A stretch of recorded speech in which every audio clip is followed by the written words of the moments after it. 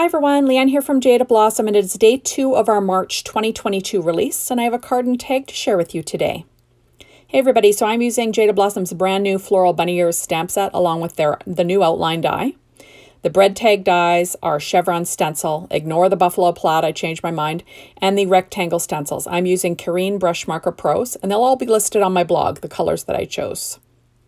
So I'm working on a Stampin' Up! Pad as per usual, and I stamped my image onto Strathmore cold press watercolor paper with VersaFine Clear Morning Mist ink, and I used Simon Says Stamp Fine Detail Clear Embossing Powder just to heat emboss the outline. And I did my die cutting using my Gemini machine, as per usual. So there is my image. I did do 2 of them. I'm just going to show you me coloring the one. And there we go. So this is obviously sped up, and what I did was I used a brush of clean water to pull out the color, and this worked really, really well. It's super easy, especially on this Strathmore cold press watercolor paper. No problems whatsoever. I did try to use the blender brush on the previous one, which I didn't have great results with, so I switched to water. I suggest using the water with the watercolor paper. So there are my images. How cute are they? Super cute stuff. Now, I went ahead and I cut out the bread tag die and the stitch rectangle die with the same Strathmore watercolor paper, cold press. And I'm blending on some Distress Oxide and Tattered Rose with a blending brush. There we go. I'll do it on both of them. There we go. Now, this is a super easy card design, really. It didn't take me that long at all. The rectangle that I used was 3 3/4 by 5 inches. So now I'm grabbed my Chevron stencil, and I'm doing some ink blending through it with Warren lipstick ink. Kind of goes with the ink colors from the Karin Brush Marker Pros that I used. Like I said, those will all be listed on my blog for you.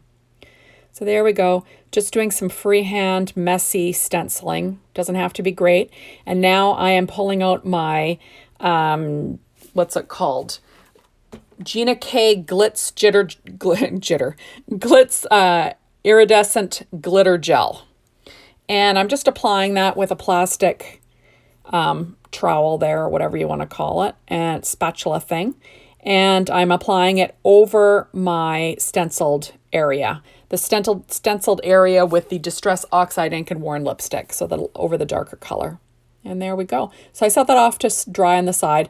I'm just adding a second layer on with some of the colors, and pulling it out with the water. I like the harsh water lines that you get. I just think it looks a little bit more like you've watercolored it, you know. I'm not a professional. I'm not pretending to be one, trust me. But I just add, like, you know, a little bit darker colors around the center, pull it out with some water, let the water pool and dry just like that. And I just like that, like I said, the harsh water lines. Now I'm pulling out my Spectrum Noir Clear Sparkle, and I'm just adding some sparkle to the little purple buds and the centers of the flowers. There we go. And remember, it will pick up that, the color, because it is water soluble, so you got to wipe off the end of your Spectrum Noir marker. So I'm pulling out my Misty and that same VersaFine Clear Morning Mist ink, and I'm going to stamp some sentiments. One of them says, "Live your life in full bloom," and the other says, "Easter's on its way." So just quickly stamping them onto Papery Ink white cardstock.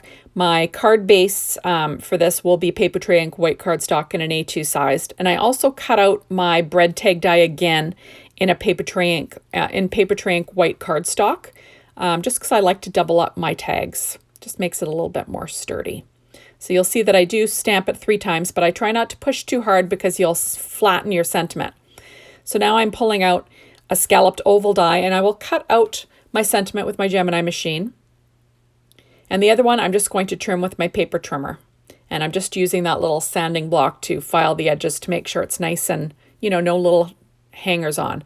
So there we go. So now I'm going to add my card front to my A2 size card base with ATG tape. And the nice thing about Strathmore watercolor paper is it's heavyweight enough to take the texture paste. So it didn't have a lot of warping, which was good. There we go. You'll notice that it's a little bit more creamier than the white background or the white card base, and I was fine with that. I kind of like the look of it. So now I'm going to use 3M foam tape to pop up this little bunny ear image with the florals. I just think it's so pretty. So we will add it to the card base using the 3M foam tape, like I said. And the nice thing about 3M foam tape is that it tears, which is kind of fun. So I'm going to pop that onto my card base, kind of cattywampus off in the lower right-hand corner. And then I will add that little thin sentiment with a strip of foam tape. I'm going to double it up. And then I will just angle cut the end when it goes on there. And it just, you know, I didn't want to cover up the image. At first I thought to use the scalloped oval sentiment on the card, but I thought I don't really want to cover up the image. So this is what I do. I kind of do a less is more situation. Pulling out my Simon Says Stamp Craft Tacky Glue because I added a strip of that Strathmore watercolor paper just to, you know, make it the same level. And then I will add that to the front of my card. So easy, easy stuff. And now I'm going to quickly assemble my bread tag. So I've got a paper tray ink white one cut out. That's going to be my back. And then the front is obviously that's what I did everything on. That's that Strathmore cold press watercolor paper. And I'm going to line those up so the pretty side faces out. And then that way you have a nice back to write on. I'm going to pop up that little bunny ear floral again. It's called Floral Bunny Ears. I'm going to stamp that. I'm going to pop that up onto my little tag, and I will cut off that little piece of foam tape that's sticking out because, you know, you don't want that sticking out. That would look terrible. With my EK Success scissors, they kind of have a non-stick blade, so I like them because they're sharp and they get into small spaces. So now I am pulling out Studio Katia Vintage Sheer Fusion sequins and their Sparkling Crystals mix.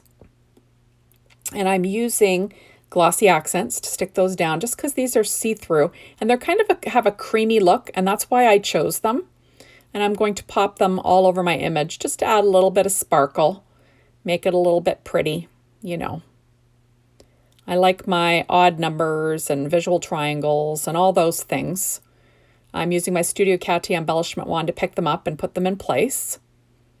There we go. And then I think that looks so pretty. My favorite glue for sticking down these clear things is glossy accents, just because if they are shiny, I kind of, you know, it does dry shiny. You don't want to glop it all over the place, but I like that you can see right through it. Doesn't look milky.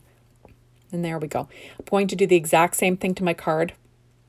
Sort of straddling the image, drawing the eye down, adding a few on top just for some sparkle and some dimension. This card has a lot of texture because of that Gina K Glitz Glitter Gel. I never use these textures. Every once in a while I like to pull them out to use new stuff because, you know, your crafting gets boring if you use the same things all the time. We buy all this stuff, then we don't use it. We just kind of curate a collection. So I want, you know, I kind of like to pull this stuff out. And there we go. So adding a little bit more glossy accents and a few more. And how pretty is that? I just think that this turned out so pretty. I love this Floral Bunny Ears image, and the outline dies just makes everything easier. And there we go. Like, just so pretty.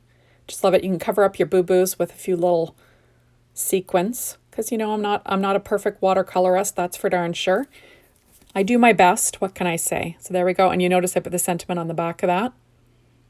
And that's also, thank you so much for stopping by. Be sure to hop on over to the Jaded Blossom blog to get inspired by the design team. Remember, the Gotta Have It Now is available until Wednesday. That's getting the whole package early, kind of sight unseen. And that's about it. So thank you so much for stopping by, and we will see you soon in my next video. Bye, everyone.